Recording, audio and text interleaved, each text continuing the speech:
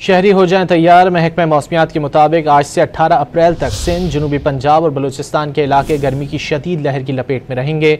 दर्जा हरारत मामूल से 6 से 8 डिग्री सेंटीग्रेड ज़्यादा रहने का इम्कान है। इस्लामाबाद, वस्ती और बालाई पंजाब, खैबर पख्तूनख्वा, कश्मीर और गिलगित बल्तिस्तान में कल से जुमे के दौरान दर्जा हरारत में 4 से 6 डिग्री इजाफा मुतवक्के है। महकमा मौसमियात के मुताबिक आज शहर में तेज़ हवाएँ चलने का इम्कान है। ज़्यादा से ज़्यादा दर्जा हरारत 38 डिग्री सेंटीग्रेड तक रहने की तवक्को है। शहरी हो जाएं तैयार। महकमा मौसमियात के मुताबिक आज से 18 अप्रैल तक सिंध, जनूबी पंजाब और बलूचिस्तान के इलाके गर्मी की शदीद लहर की लपेट में रहेंगे। दर्जा हरारत मामूल से 6 से 8 डिग्री सेंटीग्रेड ज़्यादा रहने का इम्कान है। इस्लामाबाद, वस्ती और बालाई पंजाब, खैबर पख्तूनख्वा, कश्मीर और गिलगित बल्तिस्तान में कल से जुमे के दौरान दर्जा हरारत में 4 से 6 डिग्री इजाफा मुतवक्के है।